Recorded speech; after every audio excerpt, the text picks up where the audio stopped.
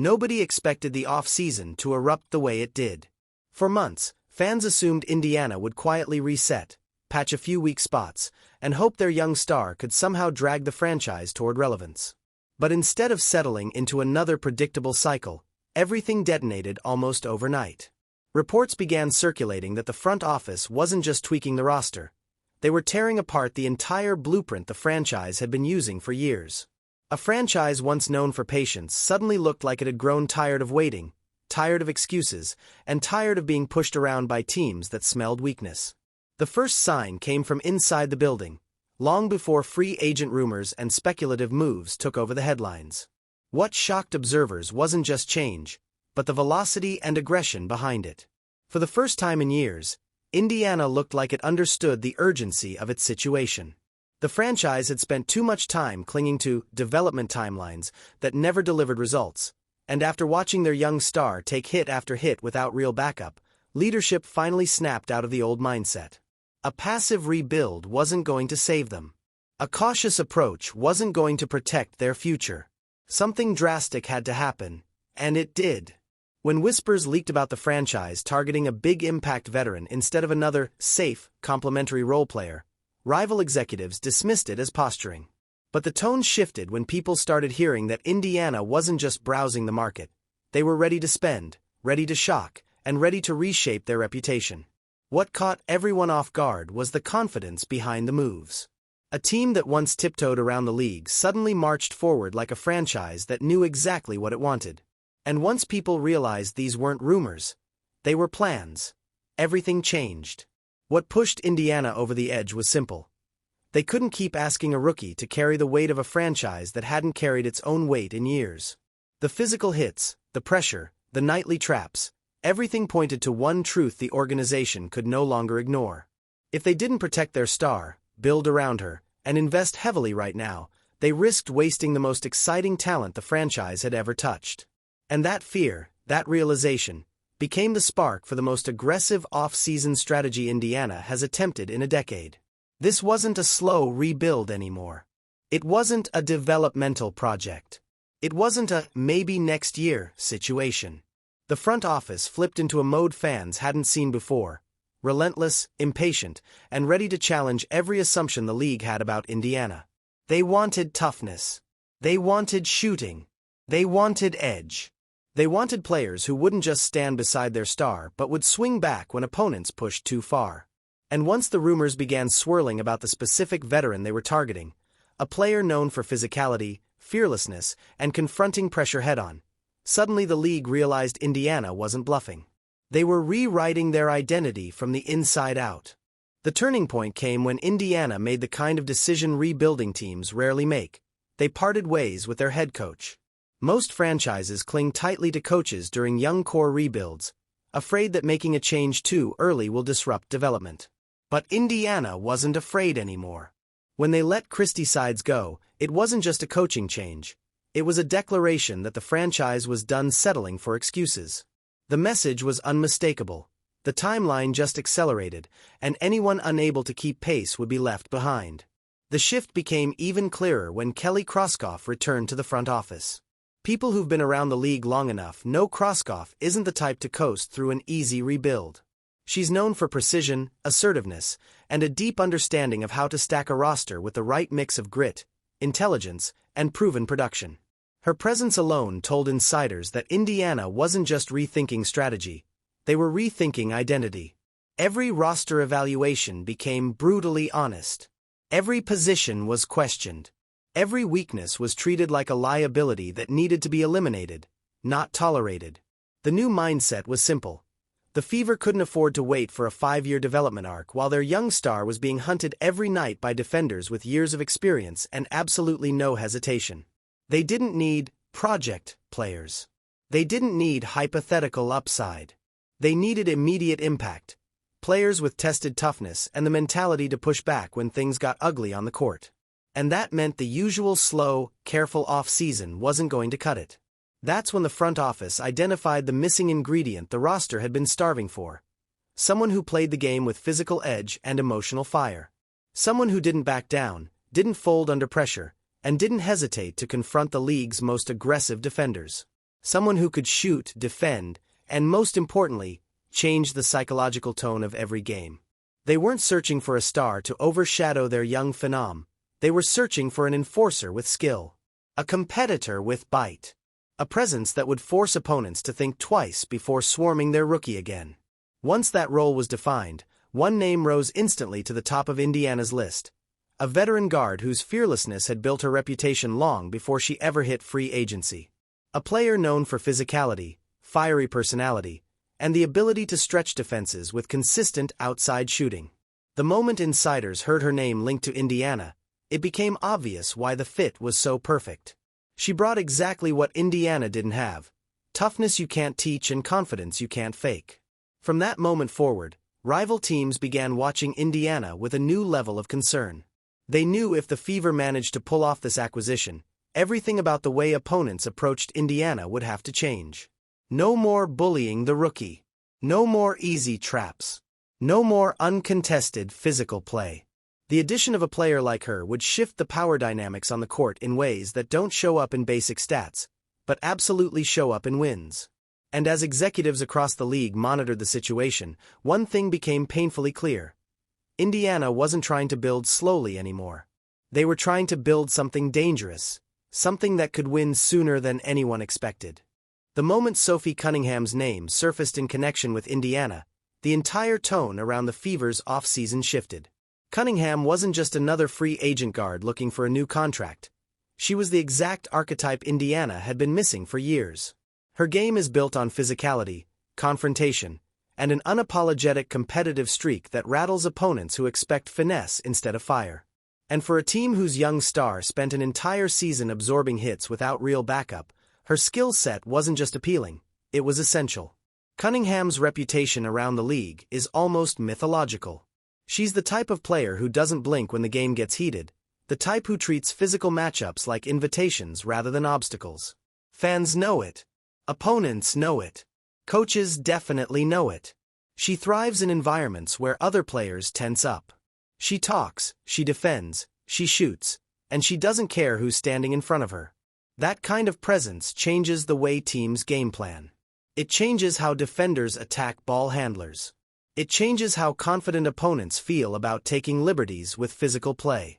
For Indiana, that mattered more than anything else. Last season exposed a truth that could no longer be ignored. Their rookie phenom was being targeted relentlessly. Every game featured hard screens, rough closeouts, hand checks, bumps, and body shots that tested her durability as much as her skill. Opponents weren't subtle. They wanted to see if they could wear her down mentally and physically. And too often, Indiana had no real way to respond. There were flashes of toughness, moments of fire, but nothing sustained. Nothing consistent. Nothing intimidating. That's where Cunningham fits perfectly. She's not a player you bring in to quietly blend into the rotation. She's a tone setter. Her presence alone shifts the emotional temperature of a team. When she steps onto the court, everyone knows the physical threshold is about to rise. And suddenly, those casual bumps players deliver to rookies don't feel quite as casual anymore. Because if you go after one of her teammates, she's going to answer. Not with reckless fouls, but with pressure, attitude, and the kind of persistent edge that forces opponents to reconsider how far they want to push things. But toughness is only part of what makes her so valuable. She can stretch the floor with reliable three-point shooting, forcing defenders to stay honest instead of collapsing on the ball handler. That alone changes everything for Indiana's young star, who spent last season being swarmed by defenders unafraid to leave shooters uncovered. Cunningham punishes that laziness. She makes defenses pay for disrespect. And when you can't double the ball without consequences, the entire offense opens up. Rival executives know this. That's why they're nervous. A physical shooter who thrives under pressure is rare, and Indiana doesn't just want her, they're reportedly prepared to pay well above expected market value to make sure they get her. This isn't a bargain-hunting franchise anymore. They've moved into a different phase. The phase where winning matters more than adhering to cautious financial templates. Cunningham's impact isn't just statistical, it's psychological. And Indiana is willing to invest heavily in that shift. For a team that has been labeled soft, inconsistent, or too young to compete, Adding someone with Cunningham's mentality would immediately rewrite the narrative. Suddenly, Indiana doesn't look like the team you push around. They look like the team you have to survive. And for the first time in years, rival teams appear genuinely uncomfortable with what Indiana is planning. Because everyone understands the same thing. If Cunningham ends up in a Fever jersey, Indiana becomes an entirely different team. What truly rattled rival front offices wasn't just Indiana's interest in Cunningham, it was the price they were rumored to be preparing. Free agency in the WNBA has historically followed a predictable pattern. Star players get star money, role players get modest contracts, and rebuilding teams stay conservative. But Indiana was ready to break that pattern completely. Sources around the league whispered that the Fever were preparing to push their offer far beyond what most executives considered normal for a player labeled as a role piece. And that aggressive approach changed the entire off-season landscape instantly. Teams were blindsided by the numbers being floated. Indiana wasn't tossing out the usual, competitive but safe offers. They were acting like a franchise trying to change its destiny in real time. The investment wasn't about stat sheets or traditional metrics. It was about identity, protection, and shifting the balance of power around their young superstar. Other GMs called it overpaying. Indiana called it insurance. There's a difference. Cunningham wasn't being valued for what she had been. She was being valued for what Indiana needed her to become. A psychological anchor, a physical counterpunch, a spacing threat, and the first teammate in years who could walk onto the court and instantly command respect. And respect matters. The Fever knew that the league had spent a full season testing how far they could push their rookie without consequences. They weren't about to let that happen again. What made this move even more shocking was the timing. Indiana didn't wait for the market to settle. They didn't wait to see whether other teams would approach Cunningham first. They went after her immediately, aggressively, and with a mindset usually reserved for landing all WNBA talent. The intent was obvious. Send a message before the season even begins. Observers quickly realized this wasn't a desperate gamble. It was a calculated strike. Indiana understood that the window to build around a generational player doesn't stretch endlessly. You either move fast and build the right environment, or you risk losing momentum, confidence, and eventually, the player herself. Indiana had no interest in ending up as one more franchise that wastes a rare talent by being too slow or too careful. And then came the second shocking revelation.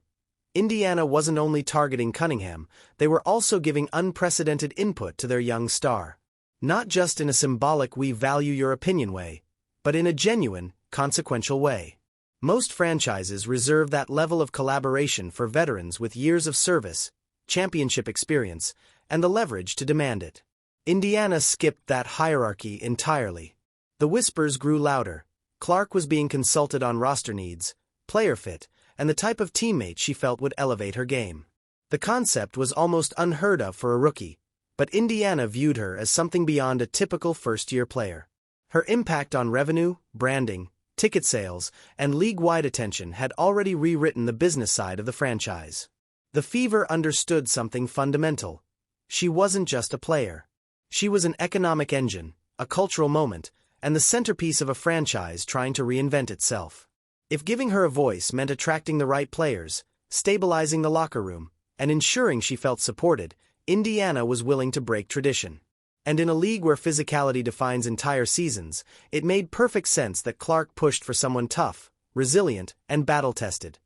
Someone who could take pressure off her physically and mentally. The reaction around the league was immediate and divided. Some executives called it revolutionary. Others called it reckless. But nobody denied its impact. Indiana had forced every team to reevaluate how they approached their stars, their spending, and their timelines. And if the Cunningham deal went through, the ripple effects would be massive, not just for the Fever, but for the future of team building across the WNBA. Indiana wasn't just trying to compete. They were trying to jump several steps ahead. The moment insiders realized how serious Indiana was about reshaping the roster, the entire league began reassessing its own strategies. For years, franchises followed the same predictable playbook. Build slowly, hold on to draft picks, avoid risky spending, and try to create stability before chasing bigger names. But Indiana's sudden shift shattered the illusion that rebuilds must stay slow and conservative. Their approach wasn't just aggressive, it challenged the very foundation of how WNBA front offices operate. GMs started running numbers. Analysts quietly pulled up cap sheets. Coaches held internal meetings to discuss how Cunningham's presence would change their defensive schemes against Indiana. Because the truth was obvious. If the Fever landed one of the league's toughest perimeter threats, every matchup against Indiana would instantly become more complicated. No more easy traps. No more free hits on their rookie. No more collapsing the paint without getting punished from deep. Indiana's offense would stretch wider, faster, and meaner. What scared rival teams even more was Indiana's financial flexibility. After years of modest spending, they suddenly had the cap space to make bold moves without gutting the roster. Most teams don't have that luxury. Many are tied up in long-term contracts or dealing with expensive veterans whose production doesn't match their salary anymore. Indiana, by contrast, had a clean slate, and the determination to use it. The fear didn't come from the idea of Indiana adding one player. It came from the realization that this could be the first step, not the last. If Indiana was willing to overspend for Cunningham, what would stop them from pursuing more undervalued veterans who could thrive alongside their young core? What if they began using their newfound reputation, media attention, fan engagement, rising ticket sales, to attract players who once wouldn't even consider joining them? The psychology of free agency matters, and Indiana was finally becoming a destination instead of a backup plan. But the most disruptive factor wasn't financial. It was the introduction of external competition. The newly launched unrivaled league created a wave of uncertainty nobody fully expected. Offering substantial six-figure contracts for off-season play, it suddenly forced players to reconsider their priorities. Would they stay committed to the WNBA grind, or explore alternative options that promise stability and big payouts without the same physical toll? Franchises now had to compete not only against each other, but against an entirely separate market. And Indiana understood this faster than almost anyone. That's why they moved aggressively, not because they were panicking, but because they saw the future unfolding and realized hesitation would cost them opportunities. If players were going to chase money elsewhere, Indiana needed to offer something different. Legacy, competitiveness, visibility, and the chance to be part of something historic alongside one of the most compelling young stars in sports. This wasn't just roster building. It was survival. The WNBA landscape is evolving at a speed that older executives are still trying to process. Stars have more leverage. Media attention is concentrated around a handful of players. Financial incentives outside the league are growing. And franchises that fail to adapt are going to be left behind. Indiana's executives understood one thing above all. Players want to win, but they also want to matter. Playing next to a rising superstar gives both of those things. Being part of a franchise on the brink of reinvention carries weight. And contributing to a story that transcends basic basketball narratives. One about a young phenom, a rebuilding team, and an aggressive quest to overturn years of mediocrity, might be more valuable than chasing an extra paycheck in an off-season league. The Fever's boldness didn't just alter their own direction. It forced competitors to look in the mirror. Some realized they'd been too cautious. Others realized their windows were closing faster than expected. And almost everyone recognized that if Indiana's plan worked, the old model of patience-first rebuilding would collapse under pressure from teams willing to accelerate timelines at any cost. Because if a franchise with a young core and cap space can become a contender overnight, the league's competitive balance could shift in a single off-season. Even with all the hype surrounding Indiana's plan, there's a quieter conversation happening behind the scenes. One centered on the risks that come with accelerating a rebuild at full speed. It's the kind of debate executives usually keep private, because acknowledging the downside of bold moves exposes just how fragile these transformations can be. But those risks are very real, and they're part of why rival teams are watching Indiana so closely. If this gamble succeeds, it could redefine how teams operate. But if it fails, the fallout could be brutal. One of the biggest concerns is chemistry. Money can buy talent, but it can't guarantee fit. A locker room isn't held together by highlight reels or contract numbers. It's held together by trust, communication, and personalities that complement each other. Cunningham brings a fiery edge that Indiana desperately needs, but intensity cuts both ways. It lifts teams when things go well, but it can also add pressure when adversity hits. Not every locker room adapts smoothly to a personality like hers. Some thrive on it, others crack under it. There's also the question of development. When a franchise shifts from slow building to win-now mode, younger players often lose opportunities to grow. Rotations tighten. Mistakes become costly. Minutes shrink. And while Indiana's young core is talented, their trajectories could change depending on how quickly the team shifts into a contending mindset. Players who were expected to blossom over several seasons may suddenly find themselves fighting just to earn a stable role. That kind of pressure can either accelerate improvement or stall it completely. Another major risk comes from expectations.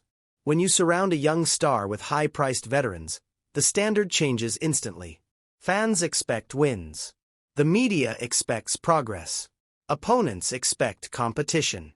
And the star at the center of it all carries the weight of those expectations every single night. Indiana's front office is fully aware of the spotlight that follows their rookie phenom, but adding more talent also adds more responsibility. If everything clicks, she'll look unstoppable. If it doesn't, she'll receive the blame long before any executive does. The future cap situation also becomes far more delicate with this approach. Overspending now might be necessary to reshape the roster, but it limits flexibility down the line. If the team underperforms, they can't simply pivot without absorbing serious financial consequences. And if stars become available in future seasons, Indiana may not have the freedom to pursue them.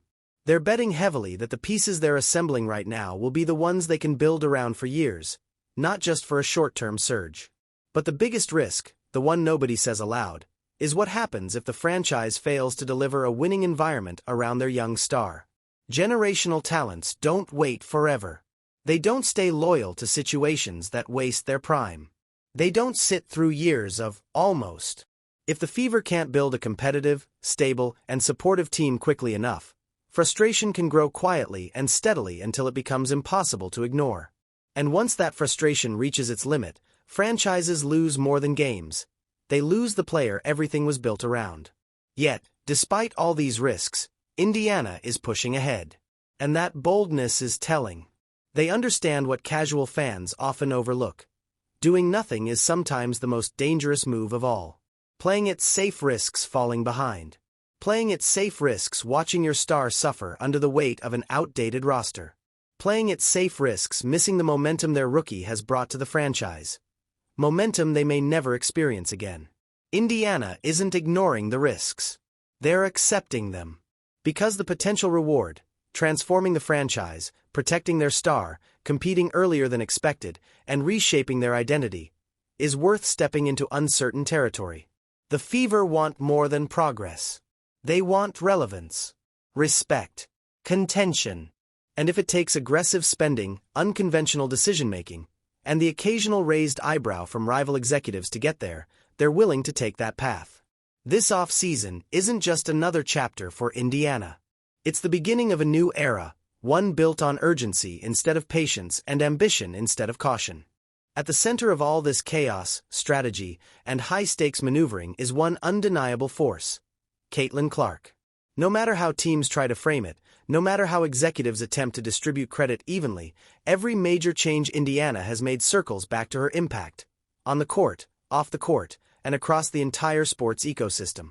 Her presence alone reshaped Indiana's priorities, altered the league's attention patterns, and pushed the Fever into a timeline they had never operated on before.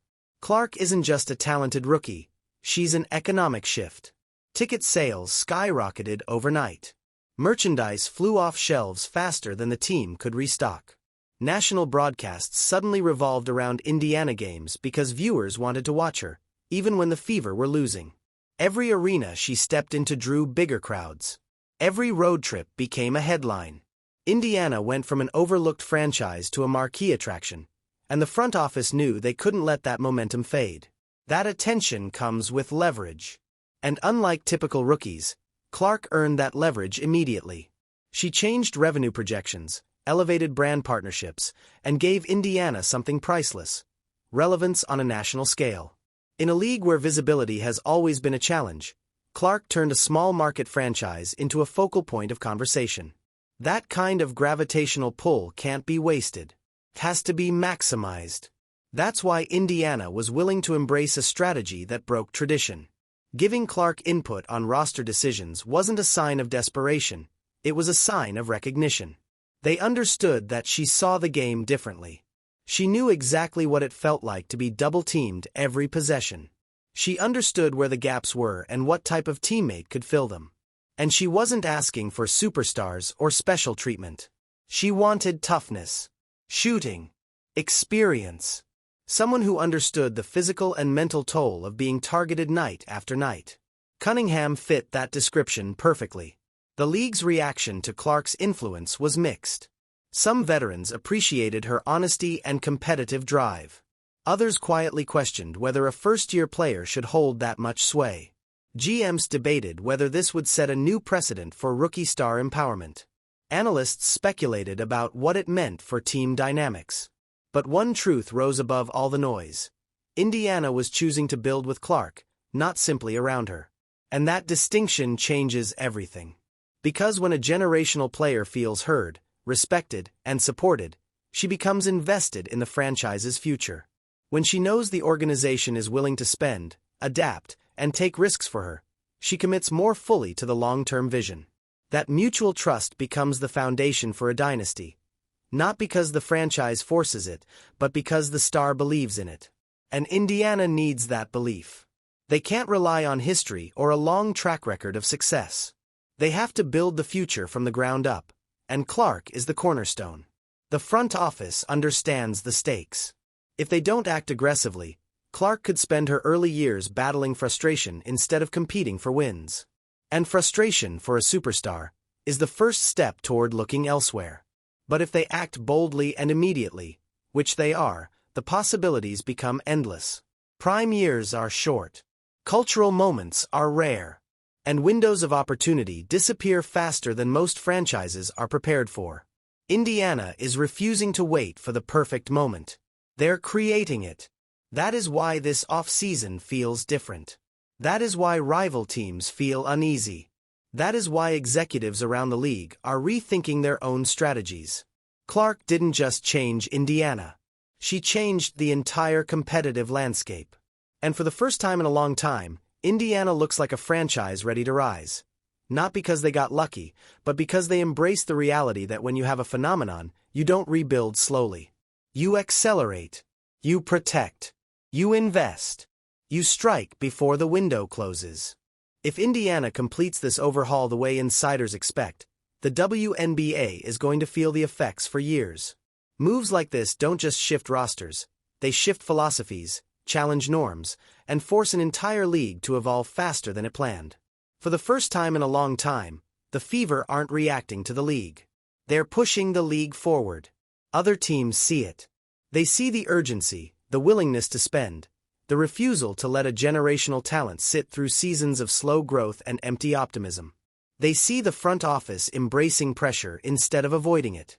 They understand the message behind every bold offer and every strategic leak. Indiana is done being patient. The impact of that mindset is already visible. Rivals are bracing for a new version of the Fever. Tougher, sharper, more confident, and far more dangerous. A team with a rising superstar who no longer looks isolated or outnumbered. A team with a veteran enforcer ready to set the emotional tone. A team with leadership willing to break rules and traditions if it means winning sooner. But more importantly, Indiana is setting a blueprint for what the next era of team building might look like. This isn't about drafting well and hoping for the best. It's about taking control, taking risks, and taking advantage of every moment a generational player gives you. It's about recognizing that the Wnba itself is changing, becoming more physical, more marketable, more competitive, and more unpredictable. The Fever want to be ahead of that curve, not behind it. And as these moves come together, as new pieces fall into place, as the roster reshapes itself around toughness and shooting and a rising phenom, Indiana becomes something they haven't been in years. A team with momentum. Real, undeniable momentum. Fans can feel it. Analysts can see it. Rival front offices can't ignore it. This isn't the quiet, predictable off-season anyone expected. It's a statement, a loud, unapologetic declaration that Indiana is ready to fight for relevance, respect, and contention right now. Not in 3 years. Not once the young pieces develop. Not after the rebuild matures. Now, they're done waiting. They're done settling.